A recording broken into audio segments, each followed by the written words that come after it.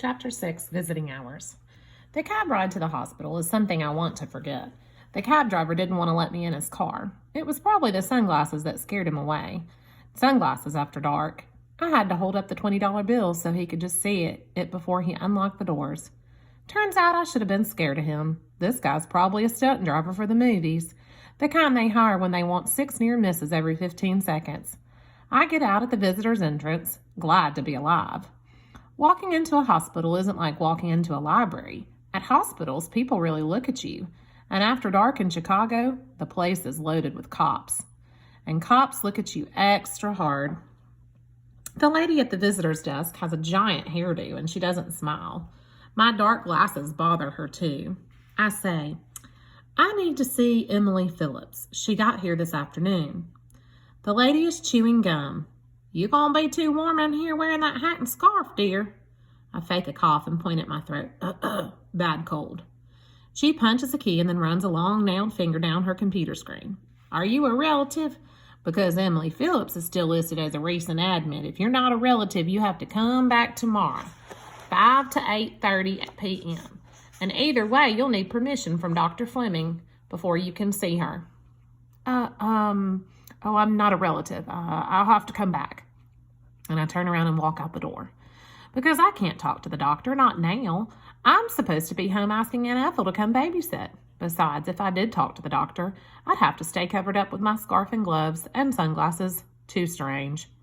Part of me wants to give up, go home, and then when that doctor called, she said they were fine. But doctors always say that. People die in hospitals even after the doctor tells you you're fine. This thought gives me a chill that settles in the pit of my stomach. Then, standing there outside the visitor's entrance, I see the sign pointing to the emergency room. And it hits me. That's where the ambulance brought Mom and Dad. I start walking. And then I pick up the pace until I'm almost running. Because the ER must keep admittance records, right? I don't need some doctor's permission to see my folks. I just need information. The emergency room is at the far end of the building. 2 fire department ambulances have their lights flashing, and 2 teams of nurses and doctors are scrambling to get some rolling stretchers through the big center doors. When I walk in through a side entrance, no one even glances at me. The smell, the hospital smell, it's much stronger than it was in the reception lobby. It makes me want to turn around and get back in a cab. But I don't. What I need is a room number, but no one's going to give it to some kid wearing a hat and gloves and sunglasses, so I head down the hall and around a corner, and it's quieter there. And the rooms on either side of the hall have 2 beds each. White curtains hang from ceiling tracks, and some patients have them open. Others have the curtains pulled around their beds. I pass 8 rooms before there's an empty one. No one sees me duck inside and close the door to room 1007. I pull the curtains around both beds. The little bathroom has no lock on the door, and there's a button to push if you need help. Like maybe if you run out of toilet paper. For the second time today, I take off all my clothes and wrap them in my coat. But there's no place in this bathroom to hide them. Out in the room, I pull back the curtain on the bed farthest from the door. I use my clothes to make a shape that looks like a person lying under a thin blanket. There's a clipboard with a ballpoint hanging on a hook at the end of the bed, so I write Christopher Carter in the space for the patient's name. That's the name of my science teacher. He smokes, and a week or 2 here would probably do him some good. A few check marks and initials on the chart to make it look official, and then I'm out into the hallway. I stop and look around. I want to be sure I can find my way back to room 1007. The hospital is warmer than the library was, but the tile floor feels cold anyway. And then when I go back through the doorway into the emergency area, there's a blast of Arctic air because the big doors are open again. This is a bad place to be a spook. Too many people, and they're moving around too fast. A noisy drunk weaving through with an ice pack over one eye, or an orderly pushing a very pregnant lady in a wheelchair, a trotting nurse with a bag of blood in each hand, and 3 close calls in the first 20 seconds. All I need is 2 room numbers, and then I can get out of here. There's a counter off to the side. It's staffed by 2 young women, one on either end. The one wearing green is using a computer, and the one in blue is talking on the phone. In the center of the counter, there's a clipboard. It's a form. Time, patient, name, insurer, admitting doctor, room number. I have to read upside down because clipboards are not supposed to twirl by themselves. The handwriting is rotten, but I see what I need. It's near the top of the sheet. 4:57 p.m. Emily Phillips, Blue Cross, Dr. Fleming, 5067. Room 5067, 5067, 5067. And right below is Dad's name, but no room number, just post-op. So I'll start with 5067, 5th floor. It's much colder in the stairwell, and trotting up 5 floors gets me warm in a hurry. I wait inside the 5th door until my breathing is back under control. Naked invisible boys are not allowed to gasp and wheeze. The only thing about hospitals is that only good thing about hospitals is that there are signs all over. If you can read, it's impossible to get lost. 3 hallways and 2 right turns, and I'm at the door of room 5067. Looking in the window, it's a double, and Mom's in the bed on the left. Her curtain is half drawn, just enough to be the barrier between the beds. There are bandages and stuff on her face, and it looks like she's asleep. There's an older woman in the other bed, also sleeping. Her bed is tilted up more than Mom's, and she's on her back with her pair of pale green tubes running from a clip under her nose to a panel on the wall. Slipping inside, I get to the far side of Mom's bed. If the tube lady wakes up, she'll be able to imagine the voice she hears from behind the curtain. Nothing scary about that. Up close, Mom looks bad. There are dark bruises under both eyes, real shiners. An X made from 2 strips of clear tape is holding a white pad and some kind of brace on the bridge of her nose. 2 butterfly bandages almost cover a small cut on her right cheek. And at the hairline above all her left eyebrow, there's a purple lump the size of a golf ball. I look at her hair on the paper pillowcase, and among the brown, I see some gray ones. I've never noticed that before. Her hands lie open on the pale blue blanket, palms up, fingers slightly curled. She has bruises on both arms, and I feel as if I've been punched in the stomach. I put my hand slightly on her shoulder. Mom, it's me. And she stiffens and sucks in a quick breath. Her hands clench and her eyes jerk open, terrified. And I pat her shoulder. Mom, it's all right. It's me, Bobby. I'm here. I came to see you. She reaches for the hand on her shoulder, and I give it to her. Her head turns toward me, and I can see her eyes now. The pupils are wide and dark, scanning. Bobby? How? Her voice is cracking. I reach for a plastic cup of the bedstand beside her. Here, have some water, Mom. And she lets go of my hands, drains the cup, gives it back, and then holds her hand up until I can take it again. I hear voices in the hall, but they pass the door and fade away.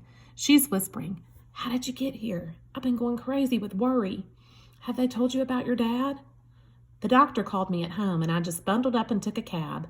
They didn't want to let me come see you, but I ditched my clothes downstairs and came up anyway. So did you see Dad's arm? She nods, and it hurts her to move. His left arm was a mess, but the doctor says it looks worse than it is, and her eyes fill with tears. Oh, but what I'm worried most about is you, Bobby. We didn't mean to leave you alone. I mean, we did, but it wasn't like we weren't ignoring you or forgetting about you. I squeeze her hand. I know, Mom. I know. Her eyes keep trying to see me. This happening to you, Bobby, it was a shock for us just like it was for you. No warning. The door swings open wide and 3 people walk in, led by a short woman in a white coat who's finishing a sentence. And that's the greatest concern at this point. Miss Phillips, good. I'm glad to see you're keeping yourself awake. All bright and cheery. I drop my knees and scoot under the bed. From what I can see, it's 2 women and a man. I know the talker's voice. It's the lady who called me at home, Dr. Fleming. And Mom says, Has there been any word about my husband? I can hear the strain in Mom's voice. She's worried these people are going to bump into me. And the lady doctor has a kind voice. I knew you'd want to know about that, Mr. Phillips, so I had one of my interns call downstairs and check. Dr. Porter? The man is standing near the front of the bed, and he's wearing brown shoes. It would be so easy to tie his shoelaces together. He shifts his weight and clears his throat. Well, the operating room nurse said that the surgeon was very happy with the way things went, and apparently the force of the impact from the left caused a compound fracture, which means that the bone fragments... Yes, that's fine, Dr. Porter. Dr. Fleming cuts him off. All we need to know is that things went very well and that her husband is going to be all right as rain before we know it. I think you can rest now, Miss Phillips. If your head starts hurting again, ring the nurse and someone will come right away. In the morning, we'll take another look at your nose. Don't worry about a thing. There's nothing to be afraid of. Is there anything else she can get for you? A pause. And then Mom says, What? We talked about earlier about my son Bobby? Well, I've heard from him, and his Aunt Ethel is going to be able to take care of him until I can go home. You've heard from him? Dr. Fleming is annoyed. I told everyone that you were not to be disturbed. Who brought you this message? And Mom pauses again, but I'm probably the only one who notices it. No one brought a message. He called me himself. My cell phone is there in my purse. Ah, yes. Now the doctor's voice is smiling. This cell phone. It's impossible to be out of touch these days, isn't it? Well, I'm glad that's settled. Your son was a little shook up when I called with the news, but he snapped right out of it. Sounded like a great kid. He's a wonderful boy, and thank you for calling him. You're very welcome. You've got enough to think about without worrying about your son. Now you get a good rest, Miss Phillips, and I'll see you tomorrow. Like a drill team, 3 pairs of feet turn and march out the door. I'm glad to stand up because the way I had scrunched up my legs under there was starting to make my toe hurt. And I say, very smooth, Mom, about Aunt Ethel. Mom grins and then grimaces from the pain. It seemed like an easy way to get to the issue settled, and I really do have my cell phone, so there's no excuse for you not keeping in touch with me. All the time, her eyes are searching the air for me, and her eyes get watery again, and she says, I can't get used to this. I hate not seeing your face. I haven't seen Mom all soft and weepy like this since my first trumpet recital back in Texas. She loves music. We both do. Dad listens and enjoys the sound waves, but Mom really hears the music. She waves her hand around a motion that includes the room and the hospital and the whole day. It's like a bad dream, all of this. I nod in agreement, even though she can't see me. Tell me about it. Do you know where Dad is? I should go see him too. And Mom shakes her head. He's in no shape for company. Bobby probably won't even be really awake until tomorrow sometime. And then it's like somebody flipped a switch and the old mom is back giving orders. Hand me my purse. And she opens it and digs out her billfold. She finds 3 $20 bills and holds them up for me. This is all I have with me, but it should be enough until I get home. I don't think they'll keep me here long. Also, there's plenty of food in the pantry because we just got a delivery on Saturday. 3 days ago. A million years ago.